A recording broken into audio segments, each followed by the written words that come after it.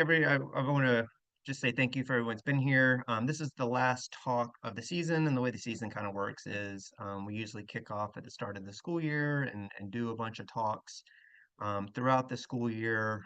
In the summer, we just know from viewership, people kind of scatter. So we'll pick that back up. We try to do one a month, particularly during the school year. So we'll pick it back up in September. Do appreciate everyone that's listened and followed and invited us out to their school or the community, the business, church, whatever it may be. This year, 2025, this is our 19th talk already, and we do have a goal to do 50 this year. So feel like we're on our way. And like I said, I appreciate y'all being here and inviting us out and having us. This talk is, more about attention, not ADHD specific, but just attention. And the good news is that our ability to attend has not really changed all that much over the course of years and decades that we can see from the research. But our ability to stay at attention maybe has changed. So the brain's ability to attend hasn't changed. It's just as we talk about maybe some of the things that we expose ourselves to may have an influence. This isn't an all or nothing. There's not going to be a silver bullet. It's not going to be, oh, I knew it was that. Like phones get a lot of the focus when it comes to this topic. But when you're listening and following along, just kind of think of yourself, think of your family, think of if you have students, people that you're in charge of, where it may be. It's probably going to be a confluence of different things if you think of the whole pie chart. What is influencing at a particular time, in a particular moment, depending on the person's state and the environment they're in. So, um, as with all things, and I think particularly with this topic, kind of the best construct that I can think of is you have these spotlights, which is your ability to focus. And then you have attention as let's just pretend that all those doors represent subjects in class. So, language arts, a math, social studies, a science, and then let's just say an elective. And so you're wanting all those spotlights to line up at the correct door at the correct time. So if you're in math class, you want all those spotlights to line up so you can learn all the math can get, and you put it through that door, you store it, you close that door when you move on to ELA or whatever the next subject is. And so when it comes to focus and attention, that's what we're trying to do with all things that we're doing. As you can imagine, the spotlights sometimes get distracted and kind of wonder. If you do or are someone with ADHD, one of those spotlights is usually moving around at all times. That's why it requires a great deal of energy to bring it back into focus and get them all aligned when it's something that maybe is not as interesting or you're as interested in learning. But just through our talk, kind of keep that framework in your mind when it comes to where's your focus, your attention, and where should it be when these spotlights come into view and the things you're trying to learn. So we'll talk about the challenges, quite a bit on that, the next slide, and then statistics, just kind of what research is seeing when it comes to this area. Certainly the influencers that may be causing you yourself or someone that you care about, someone that you're responsible for, to make it harder to stay focused and pay attention. Ways that we can build resiliency, obviously, and then tools you can use to help bring your focus right then and there, and that allows you to do the thing that you need to do when you're struggling to do it. So the challenges, and there's a slide for each one of these, just high level. We're going to talk about obviously technology, and technology is probably what you think. It can be social media, it can be phone itself. Depending on your computer and how you have that set up. Sometimes we'll talk about the hubris, the environment, which is the physical and virtual environment. Our health and mental health obviously has a huge impact on our ability to be focused, stay focused. Stress, COVID, so some of the implications from that, and then things that are important versus interesting. So, from a technology standpoint, our average screen time continues to climb. Like I said, this is not we have plenty of talks around technology, and all the implications that are showing up statistically through the use of technology and the adaptation of technology. But just for instance, like we know our average screen time has continued to increase. If you had your phone right now next to you, which I hope you don't, because you're hopefully paying attention to me, you can look that up real quick and just see what your daily and weekly averages have been and what you're spending most of your time on. We tend to underestimate what our average screen time is, which means sometimes we'll say it's 1 hour when it's maybe an hour and a half or 2 hours. And so just that a whole, and if you get a hold of a teenager's phone, some of the worst that I've seen is 14, 15 hours a day. This is while they're in school, so it seems kind of impossible, but yet they can pull it off. And so technology in and of itself can oftentimes be a distraction. There are certainly opportunity costs for that. So when you're doing something on technology, it may be something that's purposeful and that you need to do, but there may be opportunity lost in being able to do other things. The communication helpers, I think they are wonderful when it comes to getting a text. If you're on Slack, Teams, whatever we use, Google Chat, whatever your system of communication is within your organization, those things are incredibly helpful. They're also incredibly distracting, particularly if you have your notifications set up. And so every time someone says something, it pops up. We'll talk about the cost of that when that happens, but just understand, even though it's helpful and it can be very necessary, sometimes it may not be helpful in that moment. And yet it's really hard to look away when those things, if I know there's several people that we work with that if something is sitting there as a notification, it's really hard not to go look at that notification. They need to see what the email was, what the message was, whatever the different platform is that you're on. And if you've heard me speak before, the Dunbar number is just kind of this evolutionary, psychological, evolutionary perspective of like, we grew up in really small groups, and our mind is more adaptive to smaller groups than it is bigger groups. And the bigger the group becomes, the less we know about them, and to some level, they become more potentially a threat, something you have to pay more attention to because you don't really know that person, but they're in your kind of physical space. Well, with technology, it's allowed us to have access to anyone that has access to technology. So, from an adaptive standpoint, we know that at least in this country, 98% people have access to a smartphone. Across the world, it's in the billions. So that Dunbar number now, in theory, is billions. And if you want to get into AI and chatbots and what is real or not, but those are proliferating into a lot of these different technologies, and that could be different social media channels, things like that. It becomes really hard to know who is real, who's not, who's important. With the social media, the way it works is if you have, 100 people in your group, that's 100 people you got to pay attention to. Where normally you're going to, if you're in like in a classroom, you're going to pay attention to those 20, 30 kids, maybe more kids outside the school. Some of those kids you're really good friends with, and this relates as an adult too. There's people that you really have really strong connections with that you'd spend a lot of time with. And there's people you don't even know. But if you put everyone into kind of one social media bubble, that are your friends, your contacts, you have to pay attention to all of them equally because they all could say something that could be uplifting or it could be negative. We tend to pay attention to the negative more than we do the uplifting, for very good reasons. But it just gives a lot of equal weight to people that aren't as important in your life, but because they're in those bubbles, they become now more important and therefore more impactful.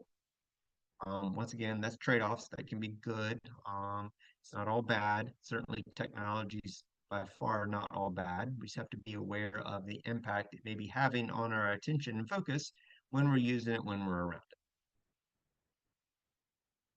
And then there's the hubris of, most people, when I give this talk in person, will raise their hand that, they think that they're good at multitasking, right? That they can do several things at once. And that may be true. You may be able to cook dinner while helping your kid with their homework, depending on what it is that you're cooking. But if I asked you, you got two kids, different grades, different subjects, to help them simultaneously do their homework, that's called parallel processing. You are not very good at that. And so that's just the way the brain works. We do better when we're set with one thing and do that thing to whatever extent and time that is, rather than trying to do a bunch of things at once, right? We can just see that from experiment after experiment after experiment, that even when we think we're doing well on the whatever the test may be, we're doing poorly compared to if we just did the one thing at one time. And so it's, the term is switch cost. Anytime that you have to stop doing one thing, put that down, and then go do another thing, it ramps up. It takes you time to get up to speed to doing the thing that you were doing and that you had set down and now are picking back up. The easiest example I always give is like, driving a car at 45 miles an hour, it's optimal gas consumption. You go to a light and you have to sit there for a minute, and then you have to do a U-turn, turn around, and you then have to try to catch back up to where the other car was if it kept proceeding. So you're going to use a lot more gas to catch back up to the car that kept going forward. That's kind of like your attention. If you think of like, all right, I'm paying attention to this thing, and then you have to stop and then pick something else up and try to get back up to speed, you're going to use a lot more just calories from your burn in your brain, trying to get back up to speed. So be mindful of when you're trying to do two things at once. Over 70% of us have, watching a show while we have another contraption open from a technology standpoint. So be very mindful of these things when you're having conversations with people, when you're talking, listening to your children, dinner time, all these different places where you'd want to have really good intent and focus, and listening to what those people are saying, so you can be able to respond and show up as a good human. So um, don't be cocky and think that you're great at multitasking. So then we got our environment, which is physical and virtual space. The physical would be, where's your phone right now? Is it next to you? Is it turned over and you can see the notifications that are coming through? Is it on your smartwatch and you can get the notifications coming through? I don't have that set up and I don't have my phone next to me, FYI. Um, but it is how organized or disorganized is your environment around you. Some people can operate in an environment that's incredibly disorganized physically. That's fine. Um, it goes back to, is that environment set up in a functional or dysfunctional way? And so some people do better. This room has no windows. Some people do better if they have a window. There's windows all around. This is unique to the individual at time and place. So understanding that, but how that is set up will also impact your ability to focus and pay attention. The virtual space obviously is fraught with so many different things, and depends on how virtual you want to get. If you want to do AR, VR, but just interacting with 3D things, such as being on the computer here and doing different things. That space can be fraught with the ability to feel like you're multitasking and doing many things at once. You can have a bunch of tabs open, switching back and forth, back and forth. Um, which inherently may not be a problem, but it may be a problem. You have to look at dysfunction, and we're very poor at, saying like, "Ooh, this is not operating as well as it could," um, and we tend just to kind of bear down and push through. And so you have to be very aware of your physical and your virtual space and how that's going to impact you, and your ability to attend and stay focused. And then we have, obviously our health, our mental health. A lot of times things can look like ADHD and inherently they're not. They could be, more of a root of a trauma, more of a root of anxiety or depression, which is going to certainly impact our ability to attend and stay focused and remember things and be able to pull those things out when we need them, whether it was a conversation, a name, subject matter that you've now got to regurgitate and do in a functional way. But all these are potential impacts. Certainly, if you have a sleep disorder, that would be a huge impact on your brain's ability to attend, retain, and regurgitate. And even if you got a bad night of sleep, it's going to impact your brain's ability to do all the things at the optimal level that you're capable of. It only takes 4 nights of bad sleep to in a lab show up that you may be pre-diabetic just by messing with sleep. So there's so many metabolic implications to sleep. We can do a whole hour on sleep in and of itself. Just understand that sleep disorder certainly is going to show up as you struggling to be able to pay attention and stay focused. Pain obviously is one of those things. If you have chronic pain, or just some acute pain, it's certainly going to be harder to pay attention, stay focused, do high level stuff. Sometimes high level stuff is just listening to, your spouse, your partner talk about something that it's important to them, rather than, you're learning and studying to get your master's or PhD or something like that. And then autoimmune disorders, hormonal imbalances, all these things is just to say, like, hey, if you're having a hard time focusing and paying attention, that there may be some underlying issues for that, and it's not necessarily ADHD. And those are things that you certainly want to check out if you're pursuing that. I think I have ADHD or my kiddo has ADHD, things like you'd also want to pursue these other things and rule those out as well. Doesn't mean they can't co-occur. Um, and it doesn't mean that your focus or attention isn't necessarily not optimal, but you'd want to pay attention to those things too, and just make sure that they're in play and get them addressed if they are. And then we have stress. Just remember that without stress, there is no learning. Okay. So without tearing your muscles apart by lifting weights, running, whatever it may be, which is stress, there is no muscle adaptation growth. And so it works the same way with your brain. Like, you need adrenaline, and some dopamine to come along to create those neural pathways. And so stress is the process that makes those things fire. Now it's Goldilocks, right? You don't want it to be too much and you don't want it to be too easy. So think of like, if you lift weights, you don't want to be 5 pound weights and you don't want to be 100 pound weights. So somewhere in between allows those muscles to adapt over time. And you'd use that kind of same mental model when it comes to these other things that you're doing from a cognitive emotional standpoint. But stress should have a duration, so how long you're going to do it, should have a pathway, some understanding about what it is that you need to do, how to do, and then the outcome that you're expecting.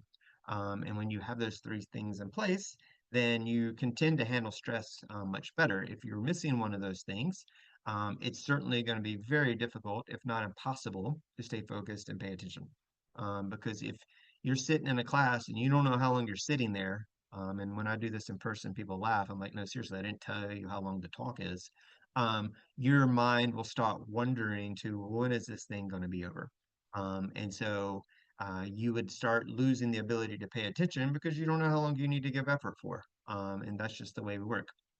If you're in a more of a haunted house syndrome, which is it's kind of unpredicted stress, or just a variable reward system of stress, then it's really hard to attend to anything outside of the scary thing. And so if you're in a situation where at a moment's notice something could pop off or be bad, you're going to be more attuned to that thing, whatever that may be from a cognitive, emotional, physical standpoint, and not be really fully focused on anything else. And so that could be, if you're sitting at work or you got a kid in the classroom, their mind could be somewhere else when it needs to be paying attention to the meeting or the thing that's being taught.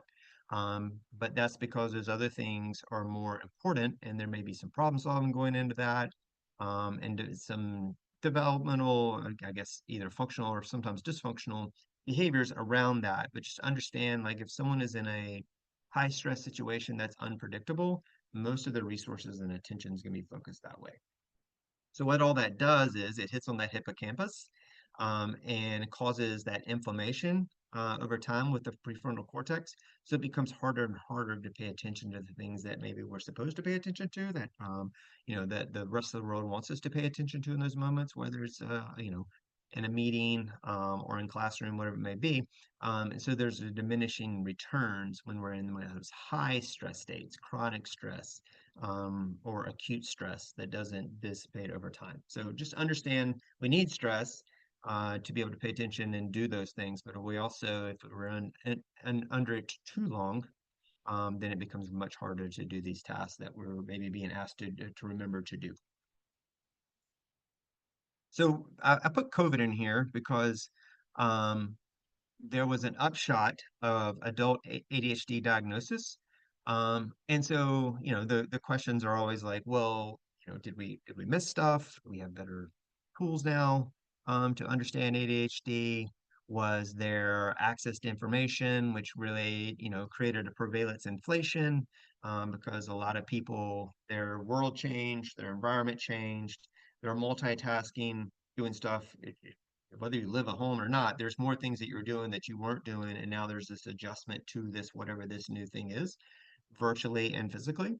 And so a lot of people said they had ADHD. They went to their primary care physician or whoever and said they had ADHD. And since, ADHD is just a diagnostic set of criteria, you can easily look that up and say, yes, I have that, I have that, I have that. And not that it's done in a nefarious way. It just may have felt like you had ADHD when maybe you didn't have it before.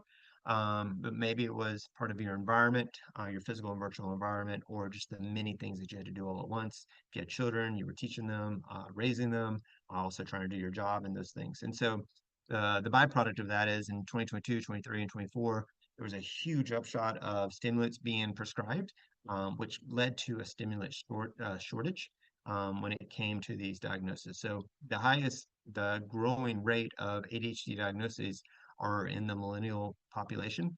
Um, Everything else is pretty consistent, as you'll see in a couple slides on the statistics. But a lot of that came from you know the quick change in environment, and then also access to information, and then the burden that was put on our brains, a lot of people's brains, to try to do all these things at once.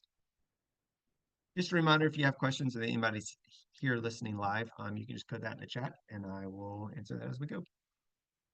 And then we leads us to our last thing. So, it's like, let me call you back. The teacher's distracted me. Ultimately, um, some of the struggle is what is interesting versus what is important. And so, what is important to us at times may not be all that interesting to the person that is with us. I think this is something that we're seeing a lot from schools when their teachers are saying, how do I get my kids to focus better in class? And so what is being taught is maybe not as interesting as what's in their mind or on their phone or whatever it is that they're doing. And so there's going to be friction when those two things line up. And people are saying, I'm bored. I don't like this. What's the point of this?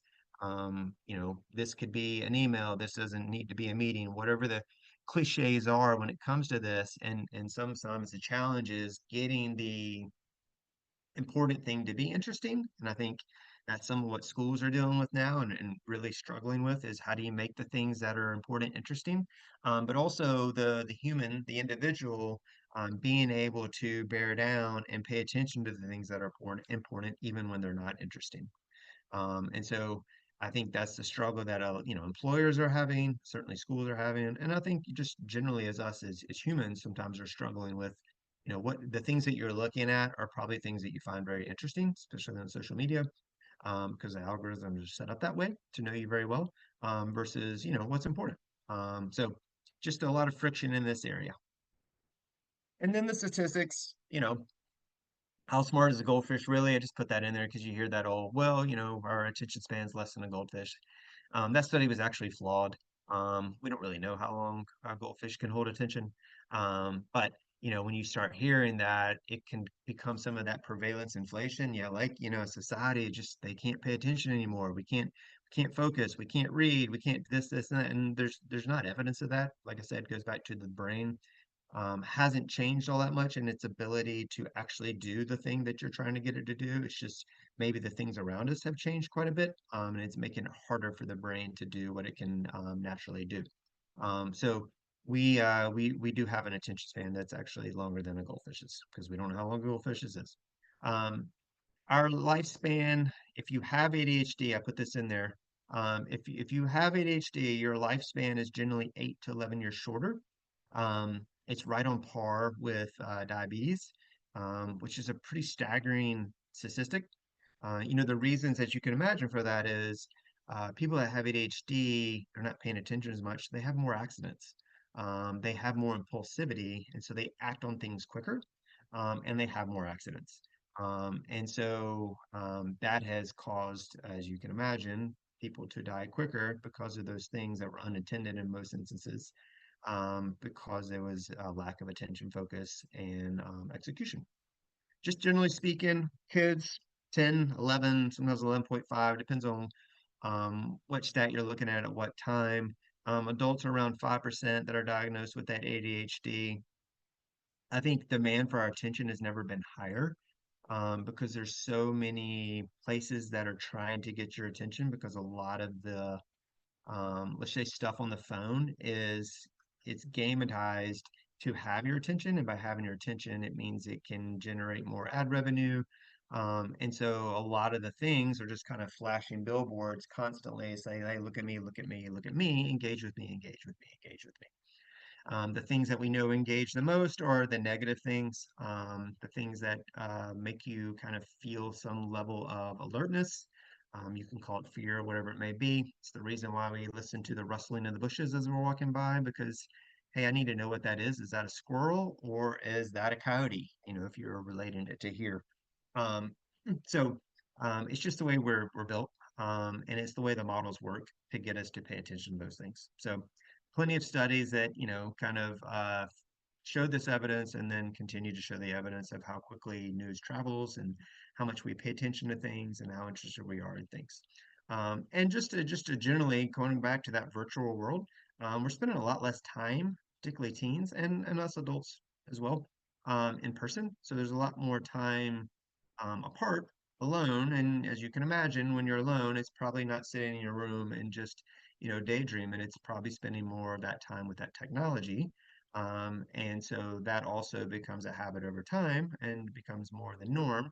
And so I was going to say good or bad, it's just say this is occurring as at the same time that our attention and focus is also decreasing.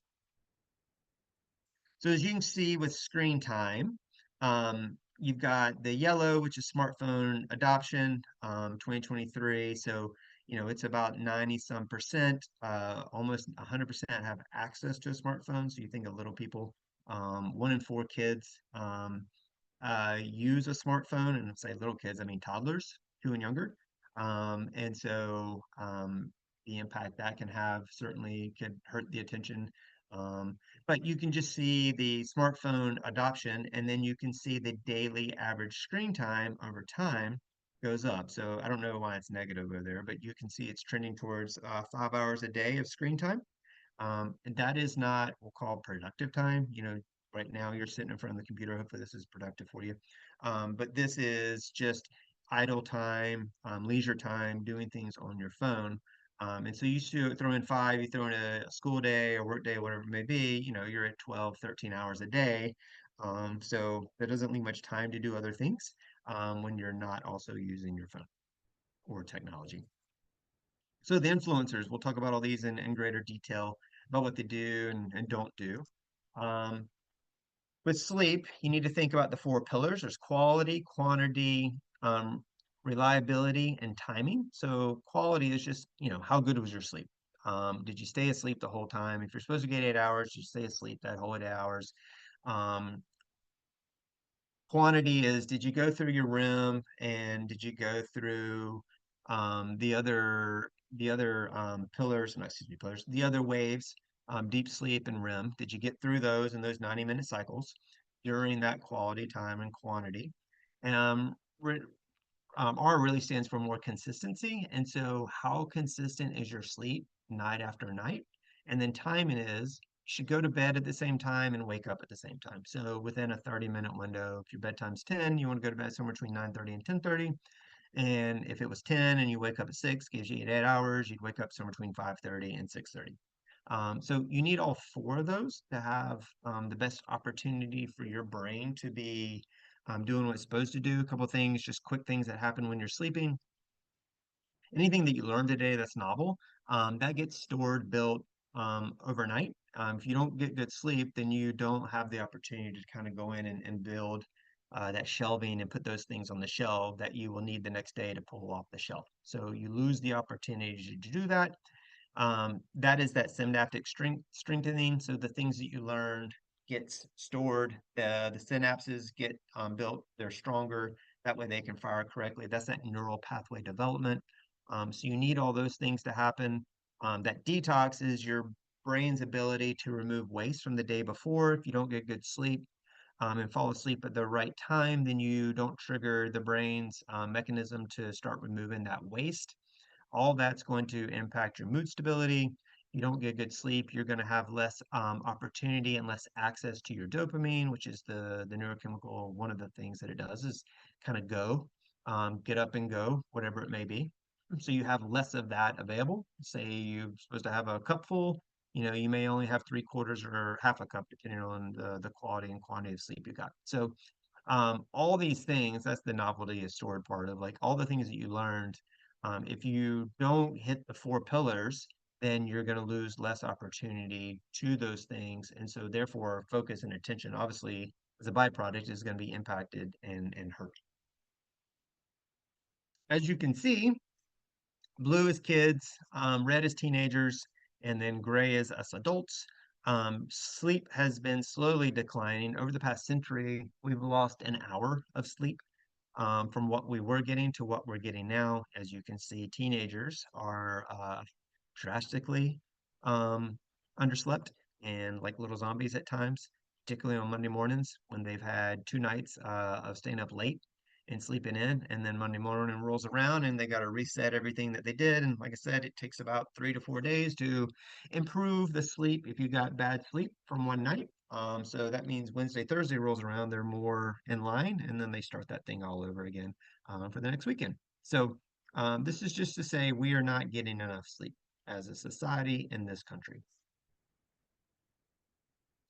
Diet matters. You know, depending on what you eat, what your body tolerates. Just a sidebar, if you have ADHD and you eat foods that you are sensitive to, it will increase your hyperactivity. So therefore decrease your ability to pay attention and stay focused. But high processed foods can lead to more inflammation and insulin resistance. Now, I know we can't all eat like clean foods, and understanding what is processed, highly processed is very different too, and just what you're sensitive to is important to know as well. But when we eat really high processed foods, we have more peaks and valleys, which impacts our ability to pay attention, as you can see from this screen. So, you want to be in the green ideally. And so when you eat very high processed foods, you have these huge spikes and then you have these huge dips. Something that you may akin to like if you once you eat lunch or had a big lunch and then you have to go back to work, you may feel a little more lethargic. Part of that is just the timing of the day and not necessarily the meal you ate per se. But the point is that if you're constantly kind of doing these waves, then you're only in that sweet spot of, paying attention where you can be optimal for not that long. You're more in the spikes and the troughs. And so, you think of yourself or you think of kids, whatever it may be, if you're doing these things, then there's not really much time there to do all the things that you need to do. And that doesn't allow you to stay focused, doesn't allow you to store that attention and focus like we talked about in the first slide. It just means it's harder. Your brain is working harder to do the things that it naturally would do if you weren't exposing yourself to some of these things that are highly processed or that cause that you might have some food sensitivity to. And then exercise, um, it is awesome. And at a very biological level, it increases your neuroplasticity, increases your brain's health.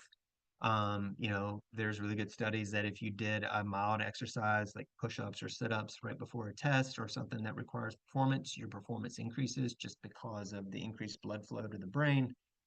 So it certainly helps with that executive functioning, which is the brain's ability to kind of store a file and pull that file back out as needed. Helps with that working memory, helps you task switch less. Certainly helps with better sleep. It's similar to on par with taking an SSRI if you have some depression, which also would impact your ability to focus and pay attention. Um, and so even just doing a 20 to 30 minute exercise, something that's getting your heart rate up, not just kind of walking, but briskly walking or maybe walking them down the stairs, can increase your focus up to 2 hours. So it has a really nice long lag half-life for doing this thing. So you think about it, you do 30 minutes, you get a 2 hour bump from that. Like that's a 4x producer of doing something that can help you stay focused for those next 2 hours. So exercise is wonderful for so many reasons. And as you can see on this next slide, we are not getting enough of it. On a whole, on an average, as adults are get less than 50% are getting the activity that we need on a daily and weekly basis. And then you can see those trend lines with our kids and our teenagers. Teenagers are the worst in that there's a lot of opportunity cost going to school. It obviously takes up a big chunk of your time.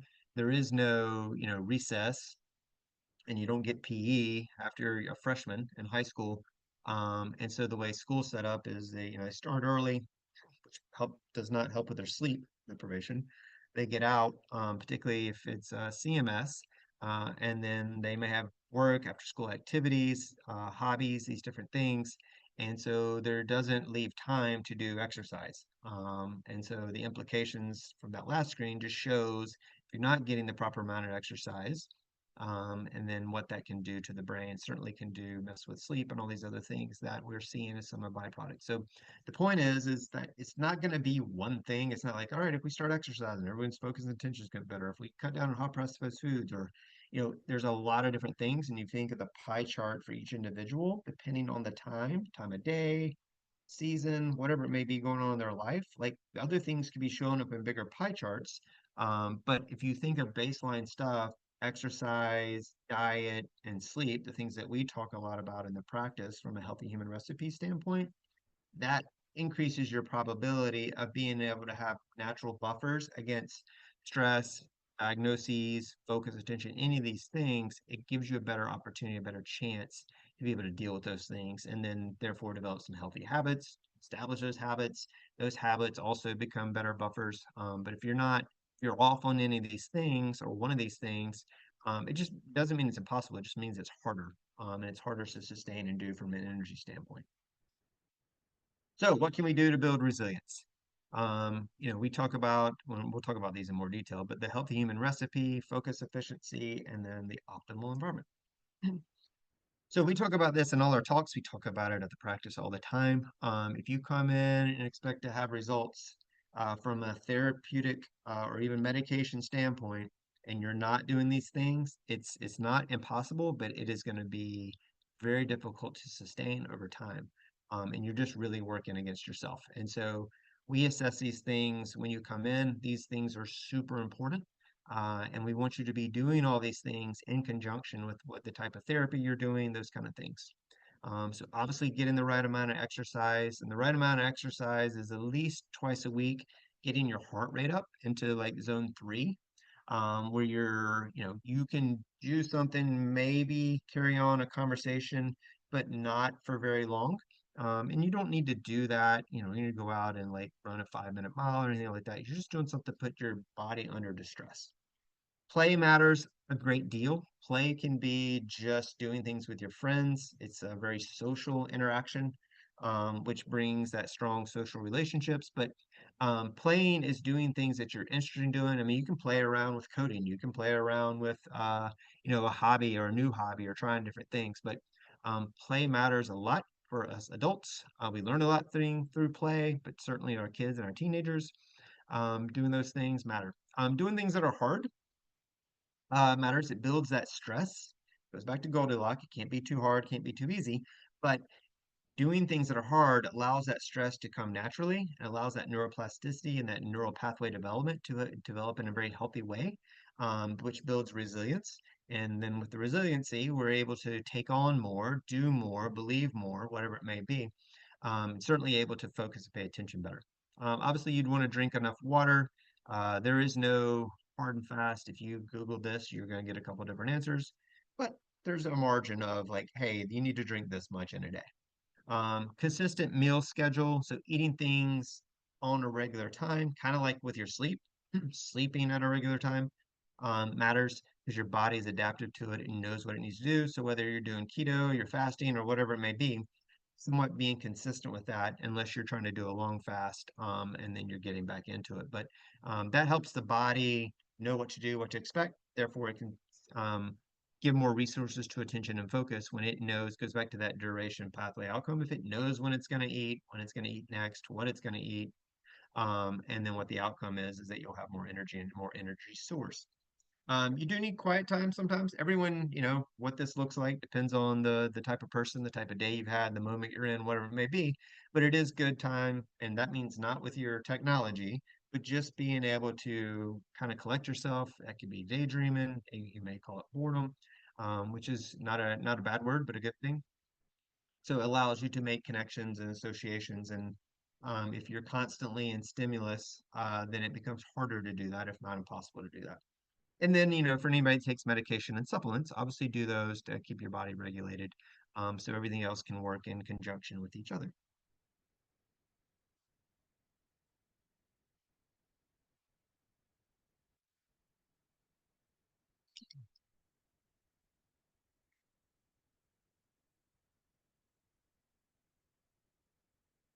This is always in my talks.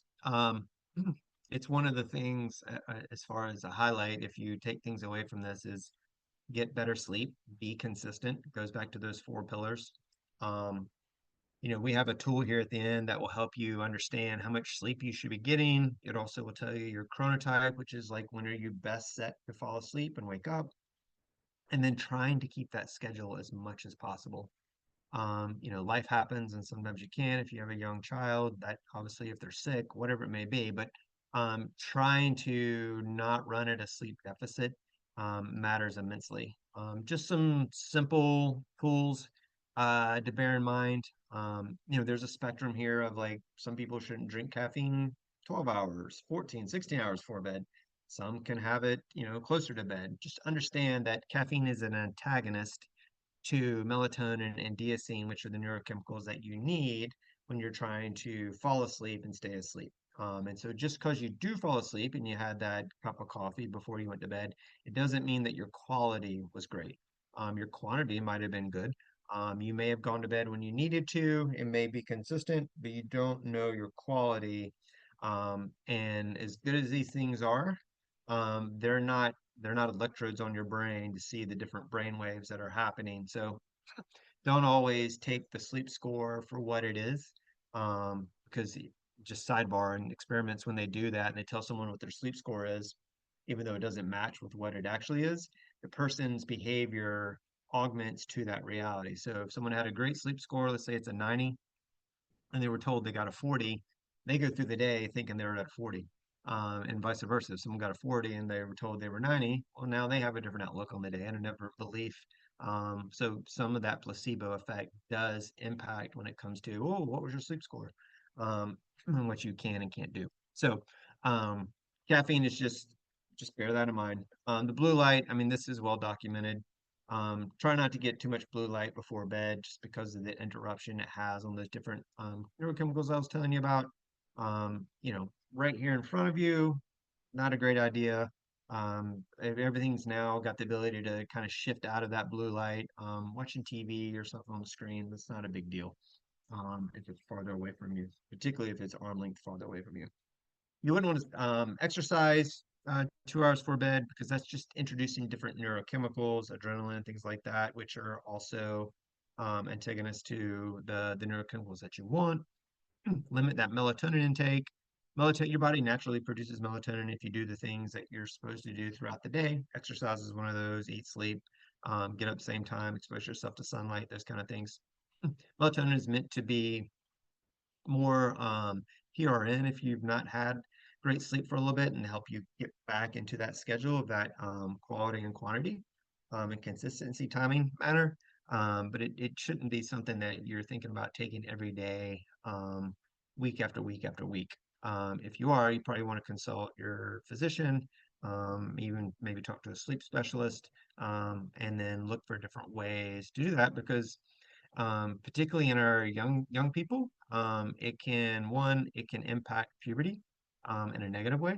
And in some instances, it's blown out some of people's natural melatonin receptors because melatonin is a supplement. If it's not third-party tested, then it is not assured that what you're taking on the bottle is what is indeed in every one of those pills, since it's not regulated by the FDA, the way that medication is. Sun exposure, like I said, if you get it in the morning and in the evening, and there's just something that happens to the brain, depending on what the quadrant of the sun is. And then other good sleep hygiene is to try to set that temperature down to 64 to 67. That's borne out time and time again through research that is the optimal temperature for sleep and to get to sleep and to stay to sleep. Um, that's the same reason you would not take a hot shower, or excuse me, a cold shower or cold bath before bed, because it's signaling the wrong things to your body, rather than a hot shower, hot bath signals that, hey, we don't need to bring all the resources around the organs and put a lot of energy around the organs and keep them warm. which is what a cold bath, a cold shower does. So be careful of that if you're into cold plunges and things like that, too close to bedtime. Sorry about that. So strategies to manage mental energy cost, time blocking. And so thinking about all the way down to 5 minutes, but block out your time, particularly if you're more in that knowledge worker, creative space. Sometimes too much time or too many options is it's hard to pay attention and focus. Kind of goes into that prioritization, coming up with a plan for the day or the week or the month or whatever that is.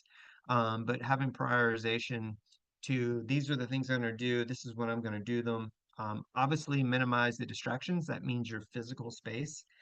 If you're doing deep work, just deep knowledge, cognitive, something hard, you would want to offset that by not having your phone around you, not having notifications, so you're able to get into and stay in that place. Just generally speaking, from focus, attention standpoints. Like if you're doing something really hard, novel, true challenges, you'd want to do it for an hour and a half, then maybe take a break to allow your brain to reset and recoup. Just like if you're doing a workout, you probably would not want to just, keep working out for 8 hours straight at the same level. There's probably cost to that unless you are an ultra runner and you've got used to putting your body under that distress. But even then, you only do it when it's actually a race. So you're not doing it all the time. And so thinking about your brain in the same way, think of that time blocking prioritization and minimizing your distractions. So optimize your environment, like we talked about. You may need to experiment with different environments given the things that you're doing. And what works for you may not work for someone else. And so that's the tricky part, particularly when you've got kiddos and things like that. Like, well, hey, you need to sit here, and this is what you need to do, and blah blah blah. And um, some people can manage all that. Some people need a little background noise while they do things. It makes them more optimal. And so understanding that, hey, this is what I think is the right way to do it is a very narrow path. And this is really a lot wider when it comes to those things. Like we said, I know there's things that you absolutely should not do when it comes to environments. But there's some other things that are, as far as background noise, is not distracting. It's not the same as a text. It doesn't need your immediate attention. Um, Understand when best time, and I realize this is hard sometimes given our job or our school and things like that, but time of day to do your things, to do your heavy lifting when it comes to your knowledge work and what it may be, knowing who you are, knowing your chronotype, those kind of things, all those things matter when it comes to when is the best time to leverage. Some people are night owls and some people are early risers. And they do their best work in that period of that morning or that late at night, whatever it may be. Have breaks and movements. Like I said, get up, move around, change your physical space just by I'm standing right now. If I just sat down and stood up, like that changes your visual environment and triggers something different in your brain than if you just kind of sat there and droned on with the platform and the environment and technology that you have right now. It is good to use technology. I mean, they're certainly putting that into a lot of the social media platforms, particularly for your young people like Instagram and things like that. They're saying, hey, you've been on this too long. Consider taking a break, take a break. You can use technology to set alarms, things like that, to get you to move. You always can swipe it away, but it's still a nice little caution light to say, hey, slow down, do something different. There's something coming up. And then, like with all our talks, catching stress, knowing where your stress is, is it in the right place given the environment? Should it be a five?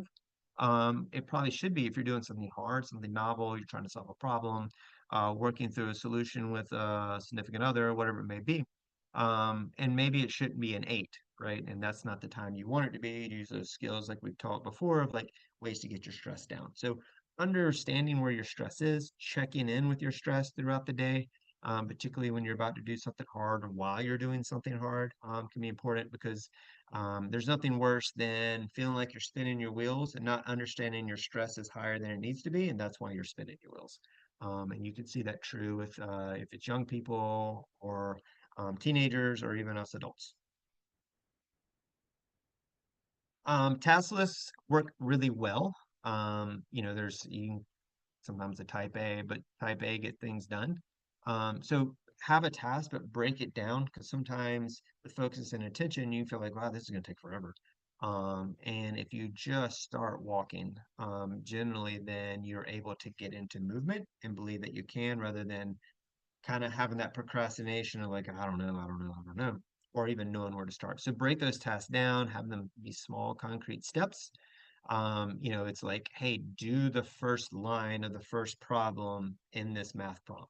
Um, and or just read the first line of the first problem in this math prompt rather than, God, that's 100 questions. That's going to take forever. I don't think I can.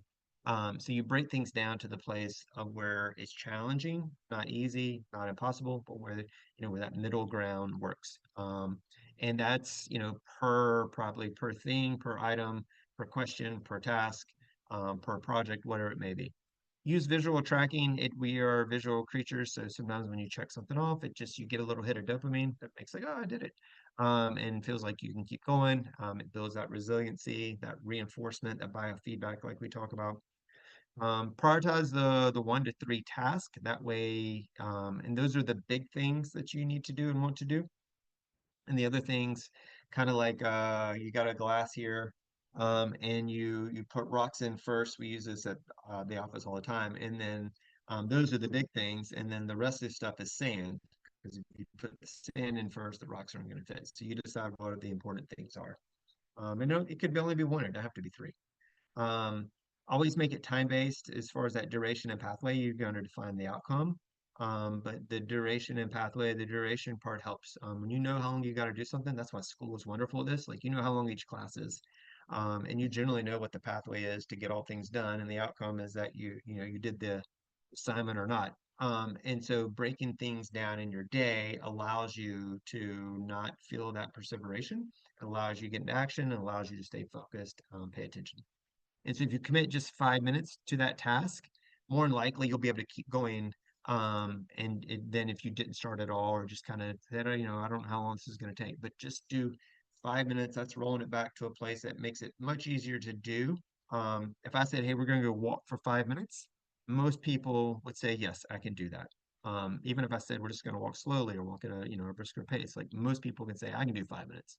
And that's when it comes to our attention and focus too. Like you can do 5 minutes, and once you do 5 minutes, it becomes a lot easier to do 10 or 20 or an hour or whatever it may be. So it's just getting the ball rolling that allows you to stay that focus and attention. And then just some very practical tools that if you're stuck. And what this does is it allows your dopamine and adrenaline to come online. So if you started staring for 30 seconds, start there, and it would be close. Close would be like your thumb. Just stare at your thumb for 30 seconds, and then stare for the middle, which is about 10 feet. And then the far is like panoramic, right? So you're going very high focus. 10 is closer focus, and then far is panoramic, like you're seeing everything without seeing anything. It's like trying to see the forest, but not the one tree in the forest. If you do that at least once, and then you have your environment that you're going to be working in set up right next to you and get into work, that'll be easier to start that 5 minutes because your dopamine and adrenaline have just come online, which now makes it's a nice little cocktail to make you get into work and it not feel so resistant when you're trying to get into that work. You obviously can batch your emails and notifications if that, kind of virtual space is a distraction for you. You can decide when those things come to you. If it's so hard to not look once they show up. It doesn't really matter if you do the easy stuff or the hard stuff first, just getting into action a lot of times is going to help you do all the things that you want to do. Meditation and mindfulness, if you're into that, obviously has shown really good impacts on our ability to pay attention and focus and keep that attention when we participate in those things. The 20-20-20 rule is just every 20 minutes, 20 seconds. Stand up and then get back to work. Um, Expect interruptions. Nothing is going to be perfect. And so you can practice with the environment if there's going to be interruptions, but hey, I'm gonna stay right here. This is where I'm at. This is what I'm doing. Despite I just heard a door shut outside, I'm still here. I'm still giving this talk. I'm still trying to make sense of all my thoughts and share it with you in the right way. And then breath work to slow down or speed up. So if you feel like that stress level is too high or too low, you can speed up and actually get yourself into action and get that dopamine and adrenaline. If you just do almost like you're hyperventilating, but do a quick in and out for 30 seconds through the nose, out through the mouth. and hold it for 30 seconds. That's going to get your adrenaline and your dopamine to come online, which may help you make it easier to get into action. And then the double breath or any other breath for that matter, if that number is too high, it can help bring that number down to match the environment that it needs to be in. And that's pretty much it. This is our chatbot tool that if anyone hasn't been on here before, if you have an OpenAI ChatGPT account, it's free access. It gives you access to what's my chronotype, how much sleep should I be getting, how much water should I be drinking, where's a place I can go exercise with other people for free. It answers a lot of the questions for what you can do and how you can live a healthier life, and access to those resources that are in our community, and it just makes life a lot easier, whatever your challenge is, whether it's attention focus or other things. Um, if you start doing those things, then things that you're trying to do just become a little easier. Now, that all to be said is like this stuff is hard, getting up and exercise and setting a routine, eating right, trying to get to sleep, all those things. It's not easy, but once you start bringing all those things together for that recipe, it makes a really, really good product and a better outcome. For everybody that's on the line, you'll get a copy of this.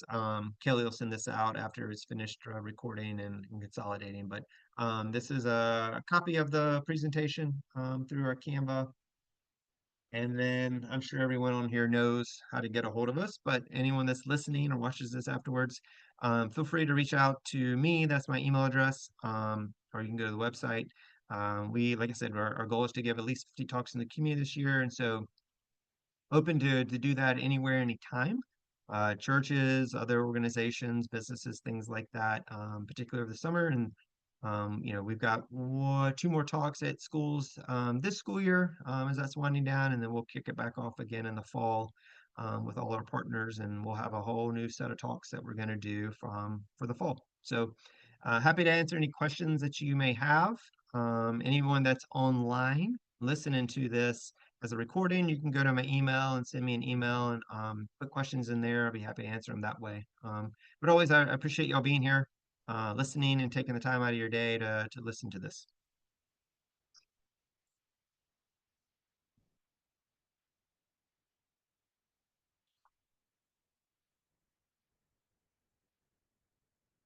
Y'all welcome. All that are saying thank you. Y'all have a great day. Take care.